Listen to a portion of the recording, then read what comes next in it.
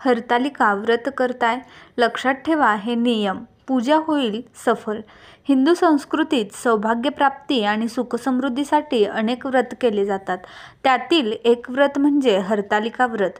महादेव आणि माता पार्वती यांचा आशीर्वाद प्राप्त व्हावा म्हणून हे व्रत केले जाते। सुवासिनी आणि कुमारिका हे व्रत करतात। तुम्ही जर हरतालिका व्रत करत असाल तर त्याचे नियम तुम्हाला माहीत असायला हवं।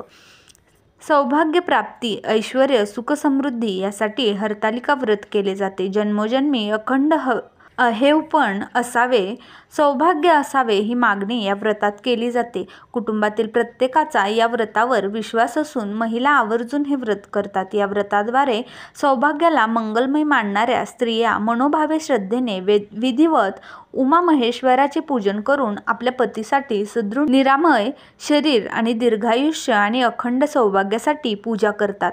हरतालिका व्रत म्हणजे काय? सौभाग्य प्राप्ती तसेच वृद्धी आणि ऐश्वर्य, सुखसमृद्धी प्रित्यर्थ हे व्रत भाद्रपद शुक्ल तृतीयेच्या मंगल दिवशी केले जाते।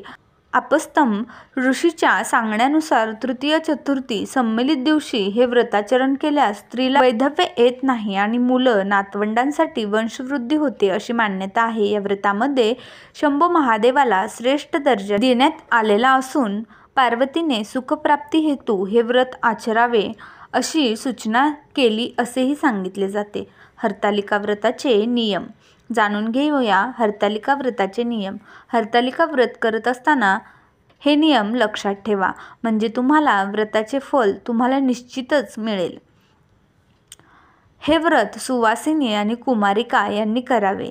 हे व्रत भाद्रपद शुक्ल तृतीयेला करायचे असते।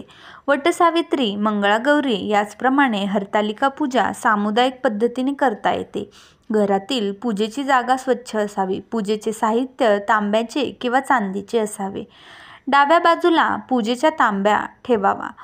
पूजा करताना सर्व साहित्य जवळच आणून ठेवावे, म्हणजे मध्ये उठावे लागणार नाही। हरतालिका व्रत करताना खास पत्री म्हणजे पाने आणि फुले लागतात, त्याची सोय आधी करण्यास सुरुवात करावी, म्हणजे धावपळ होणार नाही। प्राणप्रतिष्ठेनंतर विसर्जनपूर्व उत्तरपूजा होईपर्यंत मूर्ती हलवू नये। मूर्ती मातीच्या असल्यामुळे पूजेचे उपचार हळुवारपणे करावे। मूर्तीवर फुले उडवू नये, हलकेच फूल वाहावीत। देवीवर पाणी फुलाने शिंपडावे। देवाला अनामिकेने गंध लावावे। कुंकू, अक्षता, उजव्या हाताची अनामिका, मधले बोट व अंगठा यांच्या चिमटीने वाहाव्यात।